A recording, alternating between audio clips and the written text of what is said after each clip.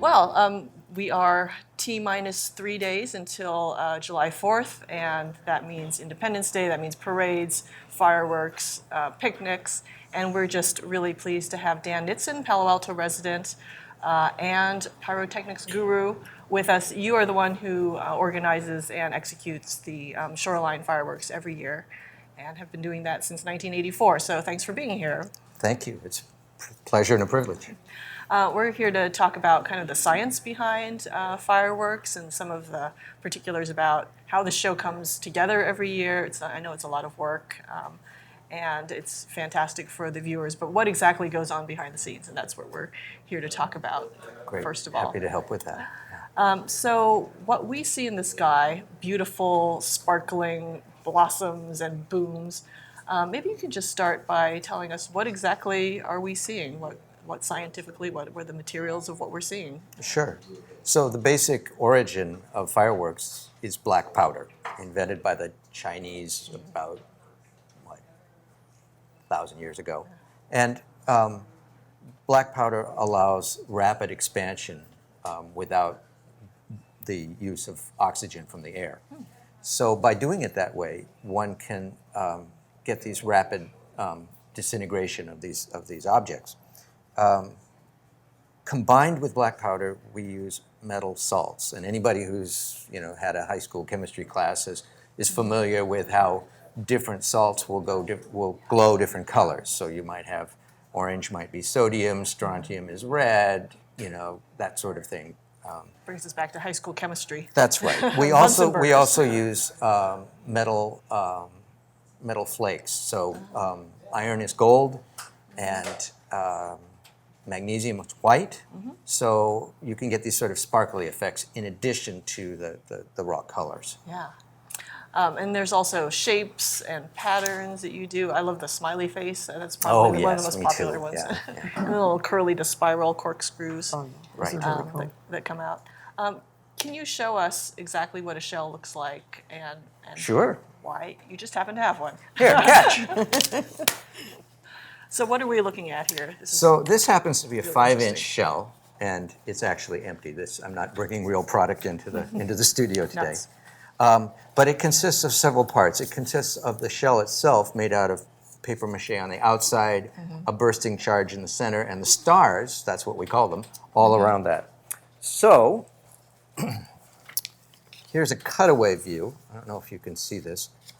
But what we have here is the fuse.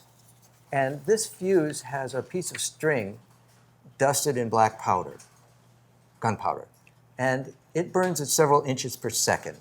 But once it's inside this craft paper, it actually burns at 60 feet a second. Whoa. So this stuff is really hauling. So this is normally set down inside a mortar, a gun, and it's sitting down in the bottom of the gun. When the fuse is lit, it comes down and it ignites this piece, which is the lift charge. The lift charge tears the paper, the cannonball goes into the air, but it also lights this little delay fuse here. And the delay fuse is going to burn over a period of about 3 to 5 seconds.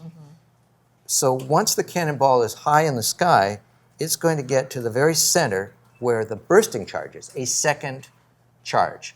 That bursts the shell apart and lights all of these stars. And the stars are the things that the audience sees. These are the metal salts and flakes that you were Right. talking about So again, these are, and so for example, you might have a star that is all red, right? So it has strontium mixed in with the gunpowder. Or you might have a star that's made out of blue composition that's then wrapped in red composition, sort of like the candy jawbreaker, right? So it starts out red and then changes to blue as the stars move outward. Awesome. You had asked about smiley faces and ring shells and those other pattern shells. Yeah. Imagine that you had a shell like this, but along the equator, you have active stars. And the northern and southern hemispheres, inert material, rice hulls usually.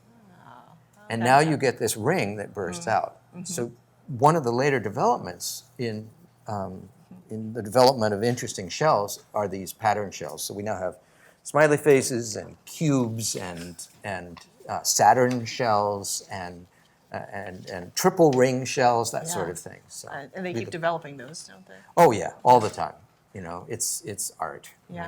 Right? And who are the big manufacturers these days, or where do fireworks come from? Sure. Are they domestic or international? So when I started 35 years ago, they were made all over the place.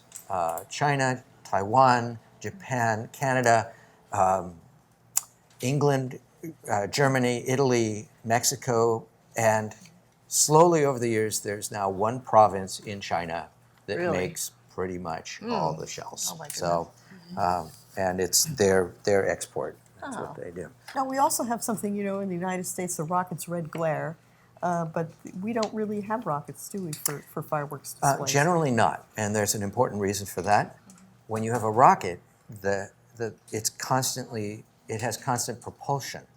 And so if a rocket were to get off course, it might go someplace undesired. Whereas with a mortar, a cannonball being fired, it has a very, very predictable trajectory. And under the heading of I like surprises on my birthday, comma, it's not my birthday, I would prefer to have mortars to rockets. Yeah. Now that doesn't mean that we don't use them professionally, but the vast majority of the rockets that you see are generically known as bottle rockets. I call them roof rockets. That's where they usually end up. That's where they end up. Yeah. You were mentioning the guns that these are shot out of, and we do have B-roll from shot Yes, prior. good. Yeah. And I was really interested because to me it looks like maybe some sort of just a cylinder, an adobe type or some sort of concrete cylinder, and then you have some sand anchoring it, and inside is that generally? So the mortars that we generally shoot out of nowadays are made out of high-density polyethylene, plastic. Plastic. And you can shoot a shell once out of a gun like that, and it will cool down. We also shoot out of steel mortars, and some mortars are made out of spiral wound cardboard. Think carpet tube. When those things fail, they're pretty interesting to watch. Yeah. Fireworks cue. 1, 2, 3. They don't know that there are people out there in the dark necessarily doing this stuff. They just see the fireworks and go, wow, whoopee, and that's great. And that's really kind of a blast. We also get the best seats in the house. 8, 9.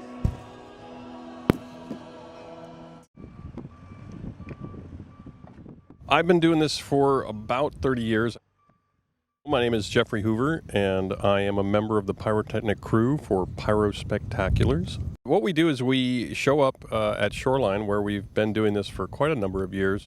We assemble the box foundations for the fireworks, which involves making sure that the boxes are put together, that the guns or mortars are arranged in the right order, and then we dump sand into them basically to immobilize them. Once we get everything set up and lined up the way we want to, we're basically done for the first day. It's a lot of work to get it to that point.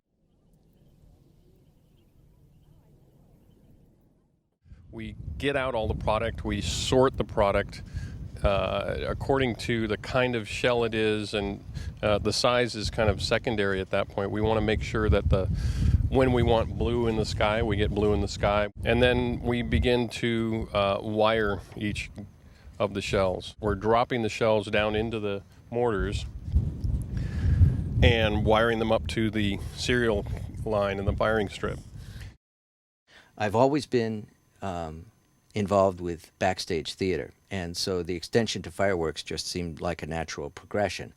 I'm Dan Nitzan. I'm a contract operator for Pyro Spectaculars, which is one of the 3 large fireworks companies in the United States. I have had wonderful privileges of being behind the scenes at interesting venues, 50-yard line at the Super Bowl or the World Cup or on a ledge of a clock tower somewhere. Choreography is a little bit like flower arranging. You have a palette of shells to work with, and you want a maximum variety for interest in the show. The thing that is really fun for me and for my crew is that we get to entertain a city. I mean, that's pretty special. You get to take people out of their lives and put them into a place where all they're doing is looking at the sky. The day that this is not exciting is the day I need to stop doing this. I don't see that happening anytime soon. This is such a wonderful, wonderful opportunity, right? I mean, I know they call it fireworks, but to me it's fire play. I get to come out with my friends and colleagues, and we together with our camaraderie get to do magic things together. And it is so much fun.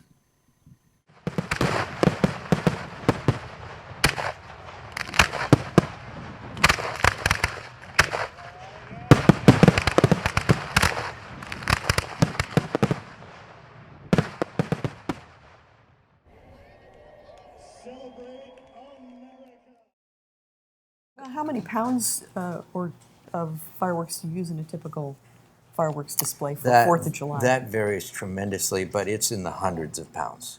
Oh yeah, yeah. Well, it's typically 20 cartons for a show like this. It's a lot of product. And I was going to ask a similar question, which is, when you have the jar of jelly beans, you sort of undercount the jelly beans. Yeah. And I'm betting that when we think of, roughly how many fireworks there are in a show, we're probably undercounting it significantly. Is there a range that you can tell us about? A typical large show is 400 to 600 shells. Wow. Something like that. Yeah, no, that's amazing. Yeah.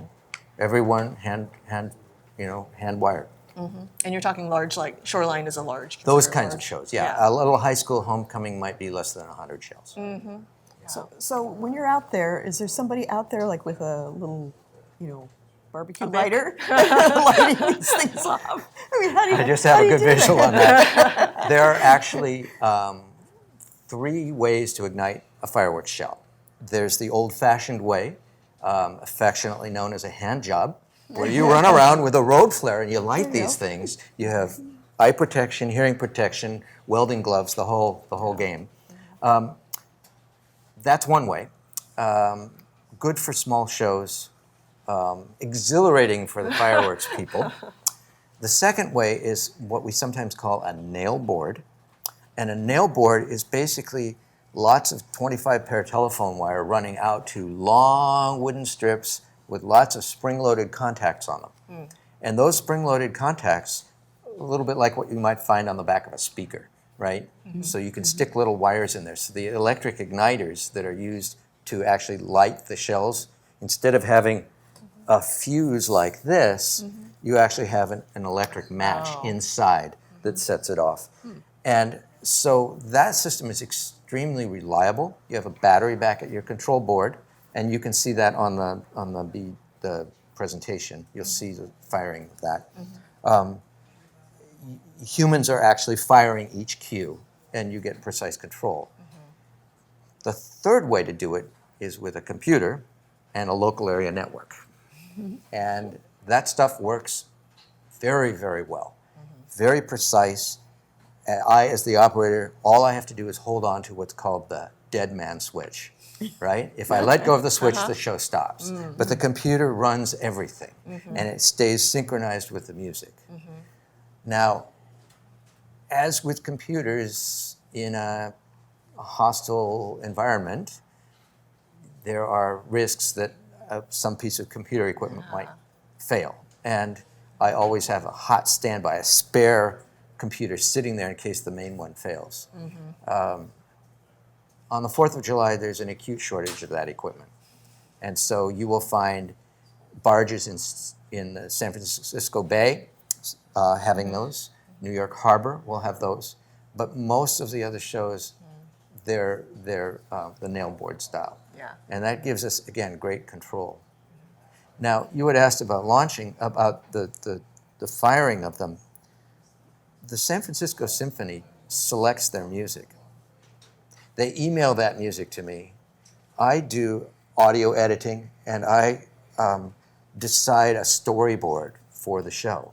So I'll have several pieces of music, and each one, I want each song to look different, and I want each one to build to a finale, and I want the show to overall build, so each song might be 1.4 times as much product as the previous song, and I will select timing so that a shell bursts at a peak moment in the music, which means that I have to launch it ahead of time, so I have to calculate all of that, right? And eventually I get a recording. I mix it down to where I have the music on the left channel and cue numbers being called on the right channel, and I have a little clip of that you might put up. I don't know whether you care about that.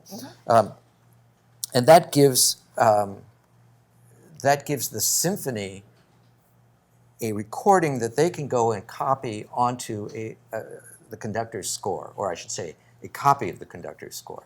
So their technical people are speaking into a microphone. As the symphony is performing, they are calling cues based on the music. That goes out to the golf course via radio, and that's how we stay synchronized.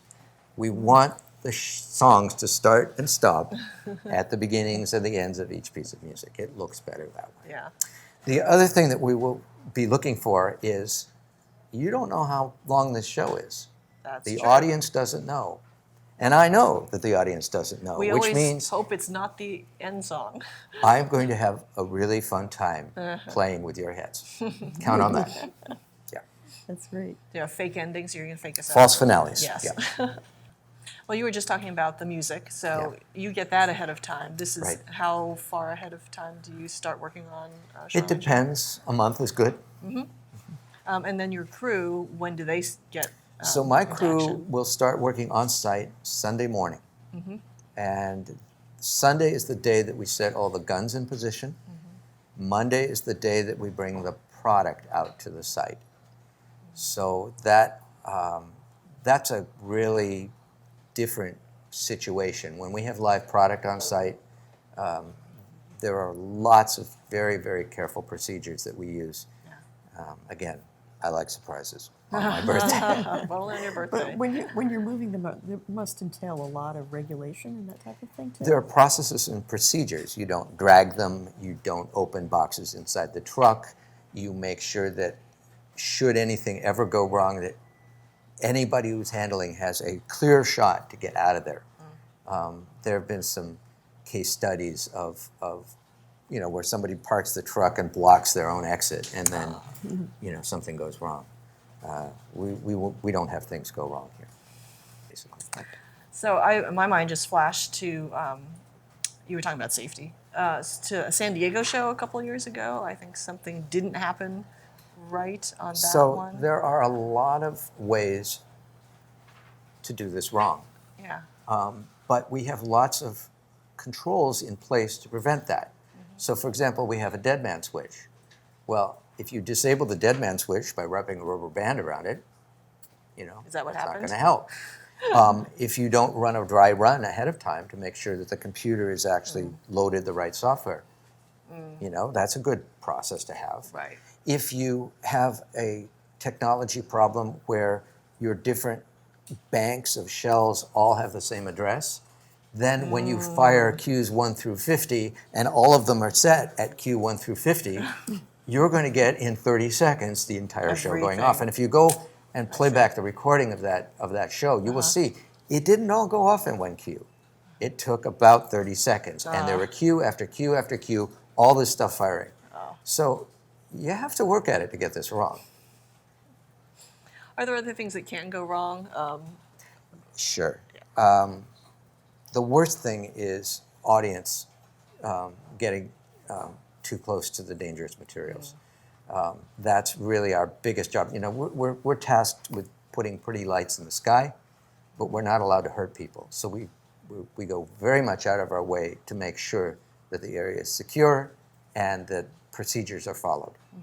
I have a horror story from about more than 15 years ago where a couple of shells were stolen after the show was over. We went, checked for duds, and we came back, and the shells were gone, just 2 of them. And it turned out to be a couple of 11-year-old boys who had hormones, but they hadn't discovered girls yet. Yeah. So you got the shells We, back. they were, yeah. No one everything- lost any arms or fingers. No, but it good. was, That's I saw my life pass before my eyes because I understood that these kids had no idea how dangerous these devices were. And, you know, the fire marshal was like, you could lose your license for that. And fortunately, he understood that if he revoked my license, he would be sending a message to every other operator in the state. And so, you know, we've all learned from this experience. Yeah. Well, let's talk about trends in fireworks for a minute because I know there was the recession and then it seemed like everyone was canceling their fireworks shows for July 4th. Have we seen a rebound since the economy is doing better? Yes, I think there are quite a number of shows this year, and they're high-quality shows. This is, I think you'll be pleased this year. Yeah, we've got San Jose's got one back, I know. and They've got theirs Foster back. City, I yeah, think, and Redwood yeah. City. Redwood City has a nice show. I get to deliver their product to that Oh. show. That's great. That's great.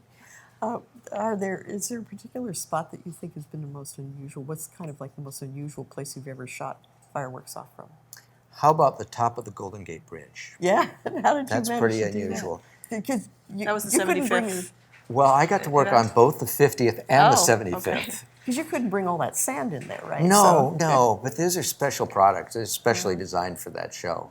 But it took about 70 of us 4 days to set that show up. Oh, wow. A lot of it on barges in the water, some of it on the deck of the bridge itself, some of them over the railings, and some all the way up and down the towers, and some of it underneath the towers, that sort of Niagara Falls effect that came down below. Yeah. You mentioned the concept of flower arranging because a lot of these different mortars are, the different fireworks are named after flowers. Correct. So it must be something that you do. Do you like create storyboards? Absolutely. For what you want to see in the sky? Right. So in this case, for the one coming up on the 4th of July, there are a number of pieces of music. Each one will have its own unique look, right? So Stars and Stripes will have, you know, lots of Americana red, white, and blue. America the Beautiful will have lots of white rising tails, and of course purple and amber. And you know, Star Wars will have lots of Saturn and other pattern shells, right? That, you know, that sort of thing. But yes, you're absolutely right. There's a storyboard, and you know, I choreograph, and it's very similar to flower arranging. You know, the shells all have names: peonies, chrysanthemums, dahlias, palm trees, willows, crossettes, comets. You know, they all have names, and so we know what those Komuro shells. Those are the ones that go up, and they just drip forever. They just slowly hover down. How do they get something like that to happen? So we talked about the stars. Imagine that each one of these stars is glued to a small piece of playing card material. And it sits up there and it flutters. You can't see it's the lighter. card, but you can see the star. So that's one of the techniques. How do you get the whistles? Whistles, there's a number of cardboard tubes inside the shell, and each one of them has powder in it. And when it's ignited, gases are moving out of that tube at a high speed, so you get the whistle effect. Now, I'm wondering about the creativity aspect of it because you've been doing Stars and Stripes forever for decades. It seems like forever. Yeah. But clearly you're doing something different. How do you get your inspiration for what to do with each song? Well, again, it depends on the song. It also depends on the product. Every year, I get different product. That is to say, I'm not generally selecting the product. I'm getting a maximum variety of shells that I can. And from that, I sort them and decide which effect is going to go where. I don't know if that answered your question. Well, I'm thinking that if you do Stars and Stripes forever each year, because that is essentially part of it, right? Sure. Yeah. What do you do? How do you think of it? Like, okay, well, now this year, how do I approach Stars and Stripes so it's You know, it's a little bit like a interesting to you? musician playing the same piece of music.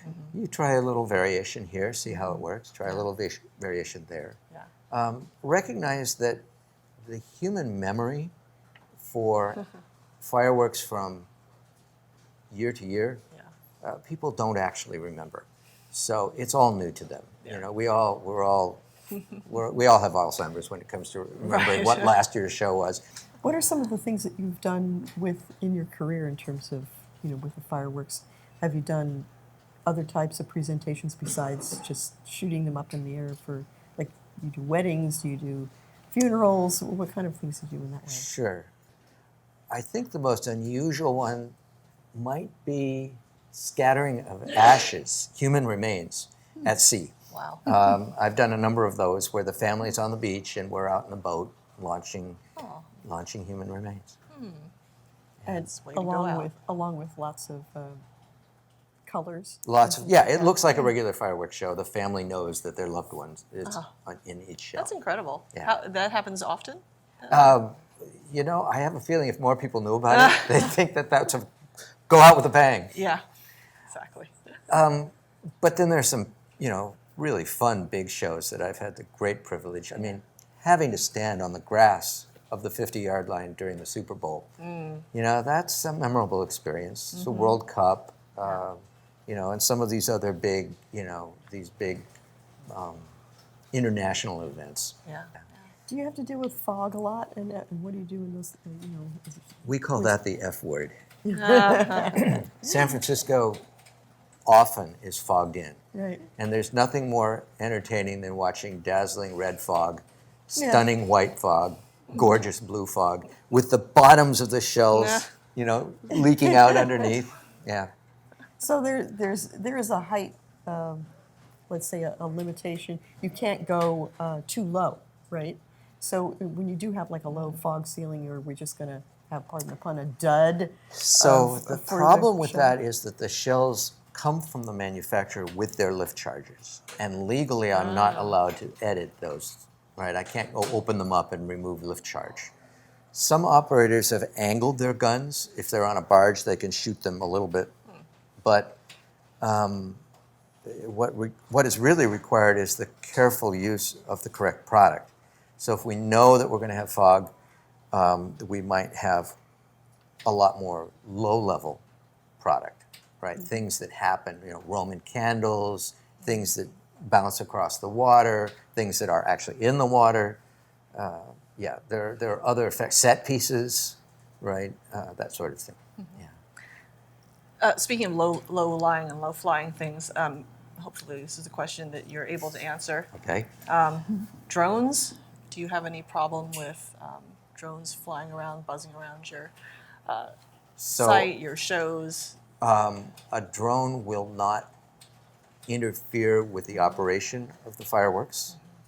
I consider it incredibly rude to have a drone in the middle of a show while the audience is trying to watch. But with so many drones out there, I imagine there will be some. I'm really not particularly worried about taking out a drone if that's what it takes. The shell will. The shell, It's gonna drone be versus shell. Yeah, Shell it'll be will mighty. Yeah, the Here. shell's going to win. Yeah. And of course, you always coordinate with airplanes. So right? because we are within 5 miles of 2 airports, we need to notify the towers of those 2 airports so that they can do a pilot advisory. Okay. How dangerous are fireworks for the public to use? We're talking about. Well, we hear stories, but. Well, the issue has to do with the training. If somebody understands that they need to be 70 feet per inch of diameter away for safety, that's fine. But if they've just finished a 12-pack and they're out there lighting off their own fireworks, bad things can happen. Let's talk a little bit about how people can enjoy the Shoreline Fireworks Show, and if you have any tips for where to watch, how to get close but not too close, Sure. how to get in. So the first recommendation is the symphony puts on a magnificent show. It's family-oriented. It's family-oriented. It's a pops concert, so it's not stuffy highbrow stuff. They often partner with somebody interesting like Disney or somebody who comes in, and I don't know what they're doing this year, but it's fun for the family, and tickets are like $30 a piece, so it's not outrageous. So that's the first recommendation. The second recommendation is don't drive because if you do drive in, it's going to take you 2 hours to get out. Ride a bicycle instead, or park on this side of 101 and walk in so that you can walk out. It's hugely important. It's just all gridlock in there. I do have a favorite viewing spot for outside, and that's on the golf course just east of the pro shop. Okay. The fairway will be open, and no, the sprinklers won't come on. And bring a blanket and layers of clothing and frisbee and a bunch of kids and have a good time. Just There will enjoy be plenty of yourself. people out there enjoying the grass, and you'll be 500 feet away. That's pretty close. That's pretty good. And then you'll be looking up instead of looking kind of. I have to confess, I am so spoiled. There is no better place to watch the fireworks than right underneath them. Horizon to horizon, you can see them, you can feel them, and you can smell them. Watching them from a hilltop where, I can see all the shows in the Bay Area, they're all this big, you know? If anyone wanted to get into the business that you're in, do you have any recommendations for them? Get in touch with a fireworks operator, call the fireworks company, and be a member of a crew. I have to confess, there are a lot more people that would like to do this than there are opportunities to do that. So we tend to be very careful. The other thing is, there are sort of two basic reasons that people like to do this. One is showmanship, and the other is fire. And part of my job is to make sure that I don't have people that like fire working on the crew. Because the people who like fire a little too much. And we won't go into some horror stories. There have been some stories in the news recently about people who shouldn't have done what they did. There are other events coming up on July 4th. I don't want to neglect them. We should mention that there's an article in the Palo Alto Weekly today listing out events from Redwood City down to Mountain View. There are picnics, there are parades, there's all sorts of hoopla going on, so people can look at the Palo Alto Weekly and Palo Alto Online for that. And I hope that people enjoy all of those things. Alas, I never, ever get to enjoy them. You've never been to a chili cook-off? in Never Palo been Alto. to a chili cook-off. But you've been having too much fun shooting off really big fireworks. Life is full of fun things to do. Well, Dan Nitzan, thank you so much for joining us and just illuminating a little bit about what goes behind the headlines and behind fireworks. Well, I hope everybody enjoys the show. Thank you. Thank you. You can catch other weekly videos on YouTube, which is youtube.com/PA Weekly, or keep up on the news at paloaltoonline.com. Have a safe 4th, and we'll see you next week.